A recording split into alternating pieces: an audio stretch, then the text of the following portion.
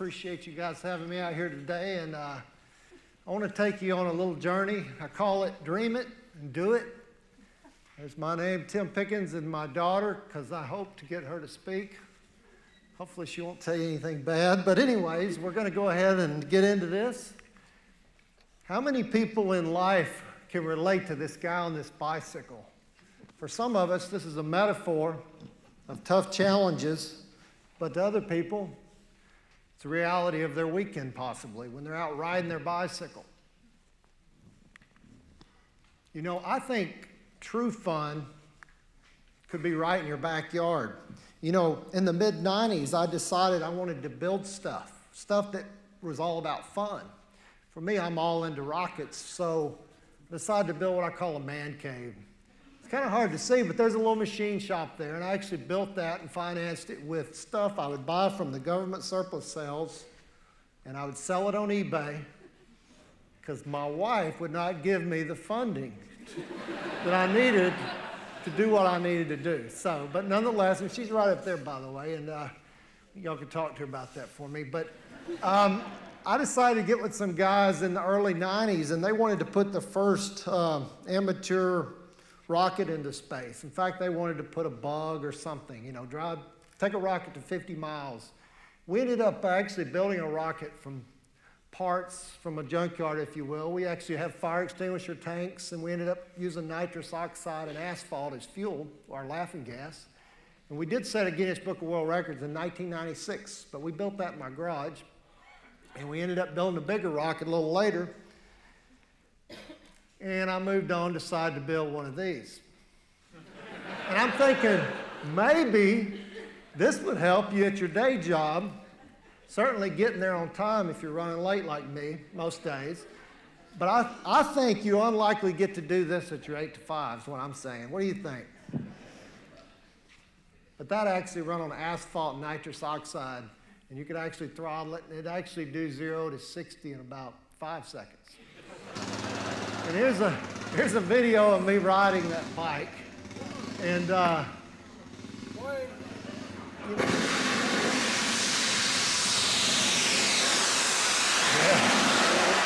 it's good. Hey. Thanks. Paul Harvey said it would go 0 to 60 in 5 seconds and outrun a Porsche. Now, I've never raced a Porsche, but it was a whole lot of fun. But you know, working 8 to 5 can be really challenging. You know, you could ask to conquer some mountains. Maybe we're sharing cubes. I'm sure we all can relate to this at some time in our career. Or maybe you're dreaming up the next breakthrough underneath a cube, or just dreaming. But I'm sure we can relate to that. You know, monumental accomplishments, I believe, are really hard. You know, you certainly wouldn't want to try these at home. You've got the cathedrals, you know, they're majestic and amazing, or you might be able to go and chase something really technically challenging. In this case, it was the Saturn V, you know, the space shuttle, or whatever the next launch vehicle is. But you know, these endeavors are expensive. They take lots of time, and certainly large teams to accomplish. Here's the corporate team spirit as I envision it. You've got your leader, he's up there on the front. You've got a clear mission, we're going to the beach, I guess, and stay focused, team, focus, stay the course, and of course, slow. You know, this drives me crazy. So this is kind of what I've seen in the corporate world. So I'm thinking, how do I get paid to have fun? Is this an oxymoron? Can this really happen? Certainly a chicken and egg thing. Here's what I thought. I said, you know, my company never has enough money or vision to let me prove that I have great ideas that will increase revenue and at the same time let me have more fun. You know, how do I get paid to have some fun? That's what I'm looking for. Well, you could start your own business. You know, you say, Pickens, why don't you just get out and just got to do your own thing? And I'm thinking, well, I'm really into these rocket engine designs, build and test, and it's really challenging, and you know, can I survive? Maybe, maybe not.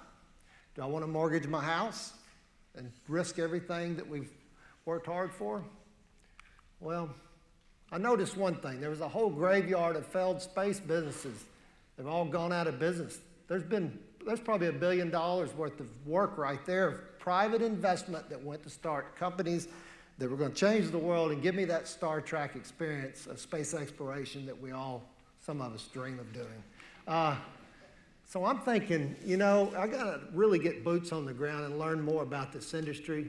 And I thought, should I start my own business? And I really concluded, not really, not yet. And so in the 1990s, I decided I would chase companies that were small in Huntsville, which is not far from here, and do work that allowed me to build hardware, engines, test rocket engines, and even build rockets. So this is me and some of my early career. Well, guess what? I certainly believe in taking risks and chances, but I think they ought to be calculated. For me, I was moonlighting a lot, working for small companies in Huntsville at night and working my day job as the Turtles were doing in the earlier video, in the earlier picture. But I got an opportunity back in the late 90s and early 2000 to meet Burt Rutan. Has anyone ever heard of Burt Rutan? He's a famous airplane designer. In fact, he's got over five airplanes hanging in the Smithsonian today, which is really unheard of for anyone around. Burt Rutan was in Huntsville speaking and said, I'm getting bored with airplanes and I want to go to space. And I thought, that's pretty cool, because I do too. And I know you, Burt Rutan, you do everything on the cheap if you can. So a guy named Paul Allen, who was co-founder of Microsoft, funded Burt to design a spaceship. And Burt Rutan came to Huntsville, and we got to talking and started emailing. And ultimately, Burt Rutan says, Pickens, I want you to come to Mojave, and I want you to design my rocket engine for this new spaceship. I thought, wow, this is crazy. I'm just a bicycle rocket guy. So my first month there, I got to meet Paul Allen, and I fired a rocket engine for him. Actually, I had a suitcase rocket that you could probably carry on a plane back then. And anyway, we fired it for him, and he wasn't that impressed, but it's hard to read, that guy. But nonetheless, he funded us. And in fact, he funded us $25 million, and we ended up doing 3 flights of that system. And I was the propulsion engineer. So opportunities will often carry you some places you don't want to go. And that, for me, it was Mojave, California, certainly the armpit of America, probably. So anyways, we came up with a really simple way to design an engine that would run on nitrous oxide and actually rubber. And they were integrated, like you see, they were actually bolted together. And this originated on a napkin with Burt and I down in Huntsville, Alabama.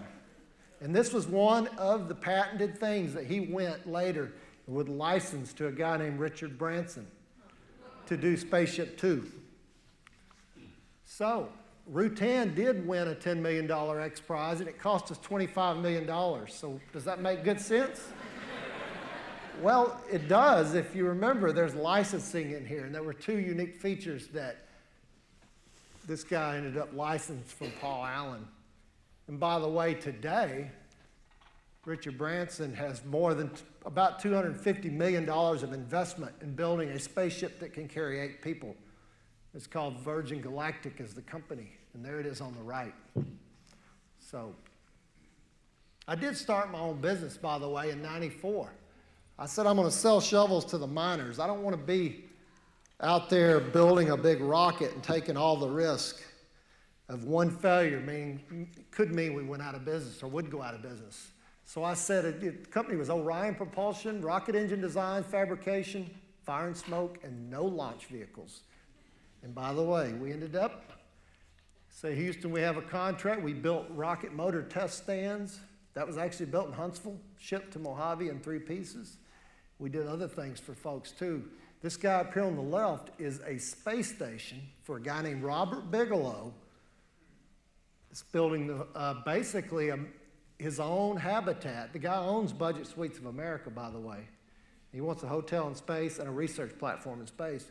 So I had to design engines for that would run on hydrogen and oxygen that we would produce from the waste byproducts of living in space. Sweat, urine, things like that.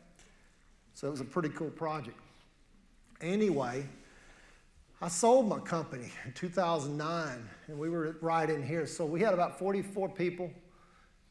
And this is very relevant because this is all about fun today. So what I'm saying is, had to come kind of full circle to have fun again. I said there's no place like home. Dorothy knew. She clicked those heels together, and I had some like this that I was clicking and never got me home fast enough. But when I sold that business, it was quite amazing. So here I am. I'm got spare time on my hands. I'm thinking, what can you do with these items on a weekend? Maybe a fire extinguisher, a bicycle with a basket. Hey, here we go. It helps to have one of these, a kid. Sarah Pickens at 10 years old, and she says she's ready, Diddy. Does anybody know what a Diddy is? Well, she is, and she certainly wasn't scared, she says. So I say do try this at home. Have some fun. Get out there with your kids. Show them how to build stuff. Let's see what that might look like. I'm hearing video and nothing is being seen. Here we go. Sarah's maiden test flight at 10 years old. By the way, it's only carbon dioxide. Don't get concerned. I had a friend of mine put this on YouTube, and it had over 1 million hits. And half the comments were people cursing me out, saying how I was abusing my kid. I can assure you there was nothing unsafe about it. It's only carbon dioxide. And here I am. We built this jet-powered scooter, man, that we can run up and down the road. It's a real jet engine, by the way. And Sarah was my first test pilot, by the way, and I was kind of scared of it. But anyways, we took it out and run it for a lot of kids at some economically challenged areas in North Alabama, and the kids just really enjoyed it. And we had other venues too. We carried the suitcase rocket out and fired it for them, and those kids really had a good time. So I say, what could you do with a pickup truck? I'm sure a lot of folks here in Nashville have trucks, right? I'm sure. Anyways, so I built this rocket-powered pickup truck. That thing puts out a lot of thrust, by the way. And I decided I was tired of seeing these kids playing these games and doing nothing real. So I used the Xbox controller to run that. And that worked out pretty good. So, you know, why does this guy get to have all the fun? This is Tony Stark, Iron Man. I'm thinking, man, I want to do that. But, you know, I looked it up on the internet. You can't really buy this. It's only a movie, so don't get too excited. I'm thinking, you know, I was at a buddy of mine's house. Actually, I was on this buddy of mine who's pretty wealthy down in Miami, and he had this big 100-foot yacht, and he was telling me about this guy in Europe who built a rocket belt that was selling him for $120,000. And my wealthy buddy says, well, I'll never pay that. And I thought, well, I figure you'd be the first one to pay that. And he said, if you could build these things for $1,000, $2,000, Pickens, I'd buy one. And I thought, well, that's a challenge. I want to go home, see if I can't go to Home Depot using some PVC and fiberglass. Could I build something that actually flies?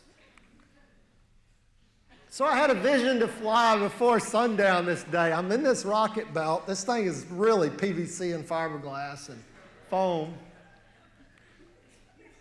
And I'm thinking maybe it's a bridge too far. The sun's setting, but perhaps for the day, you know, I'm definitely too heavy to soar. And I'm thinking maybe we ought to bring Sarah Pickens in and tell us what ended up having to happen to make this work. So here's Sarah.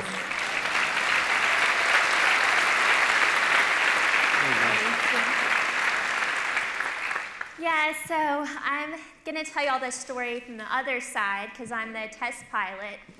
So let's see. I could break this. Okay, this is me getting strapped into the water jetpack. I didn't really know what I was getting myself into, but you know, so here's me getting ready, testing out the controls.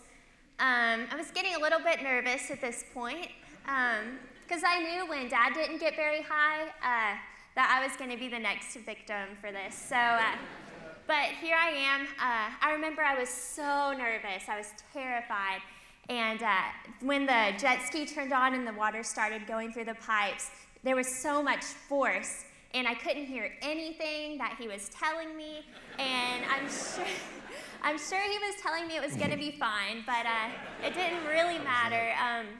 This next thing I knew, I was up in the air here, and yes, and it was really hard to figure out how to do the controls because it takes a lot of balance, I guess, so it was kind of tough to get used to that. And I had my challenges early in the day with hoses. Yes, a hose had blown off on him earlier, and he face planted into the water, so, you know, it was a little bit scary. But I'm going to show you a video of 2 of my flights that was on Joe Genius. It'll go. All about the backyard science. Tim Pickens, the awesome rocket scientist behind this ultimate summer toy, built it all for the kids. Tim used PVC pipe, foam, and fiberglass to make this water-powered jetpack, and it only cost him about $1,000. Yeah. Riders are able to hover because the jet ski forces water through the jetpack. Yeah, there you go. It's now time for my favorite part of the show, the Joe Genius. All right, so that was an experience. It worked. But it worked, and I finally got used to it, so, whoops, okay. Let me go back here. Okay, so one of the other projects that we did, this was a little bit earlier, was, you know, you saw the first rocket bike that we made for me. So then we got invited to go to New York for a thing for Popular Mechanics. And I was a little bit older then, and I kind of wanted a cooler bike. I thought that would be fun. So we went to this store, and all they had were these like ugly boy bikes, but I wanted like a really heavy-duty one. So we got this ugly bike, and I took it apart pretty much all by myself. I got to learn how to work with a bunch of tools. So I took it completely apart, and we got it painted pink. And yes, and then I learned how to work with different machines in this shop. And I don't know why this is going by itself, but anyway, this is the process of building it. So I got a lot of hands-on experience, and I learned that these kind of projects take a lot of time, usually a lot more than you would think. So, but it was a really good learning experience for me. And let's see, there's some more pictures of me building it. I spent a lot of time in the garage, and these aren't stage pictures, by the way. She was really doing the work. Yeah. And okay. This is a finished project.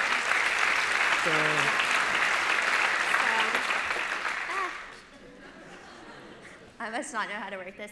Okay, so this bike got us to New York, and we actually I rode mine and Dad rode his in Central Park for Inside Edition, and we'd have never went to New York. We're from the South. Everyone knows we don't travel if we don't have to, right? Right. So, but that was a really good experience.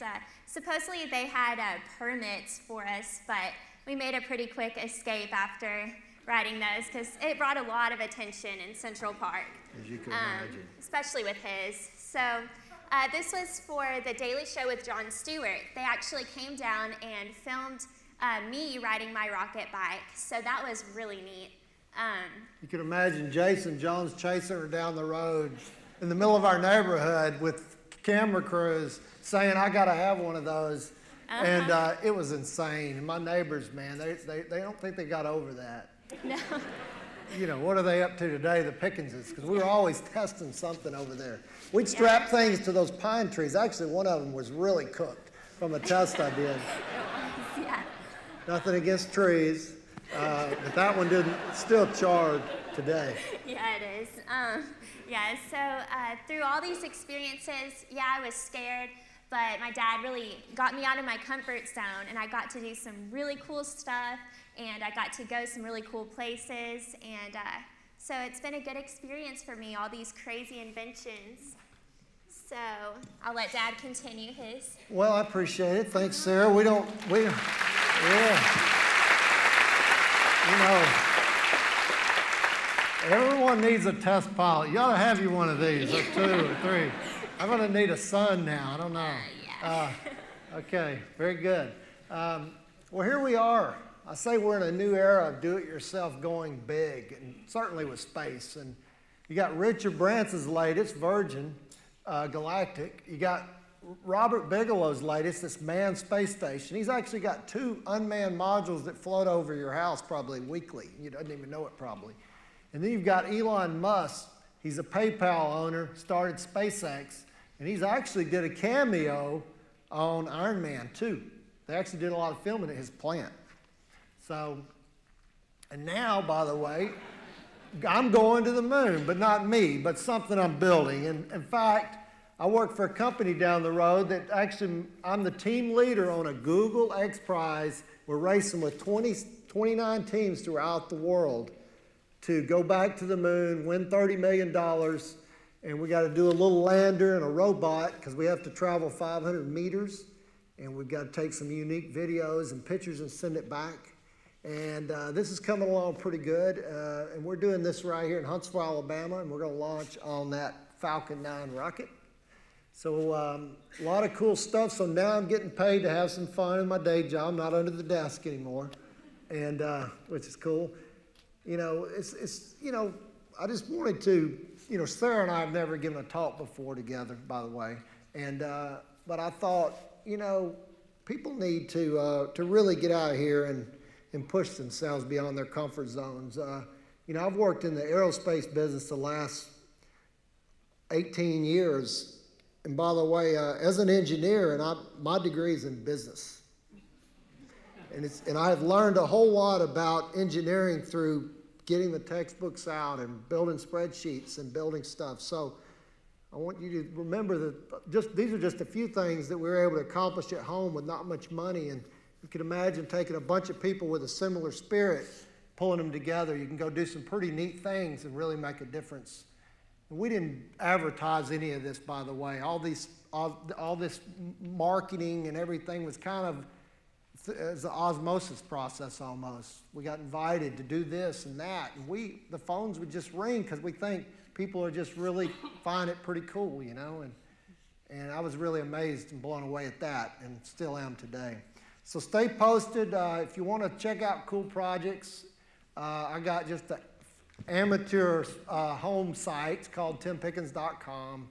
It's not a business. It's just people like to see what we're up to. We're building another rocket belt. And if it doesn't get me up this summer, then I will need my test pilot again. But we're going to fly that at Aviation Challenge for a new TV show coming that's starting this fall. It's going to be a home project that any of you can build, and it should be pretty cool. Yeah. We appreciate you guys, and thank you for letting us come out.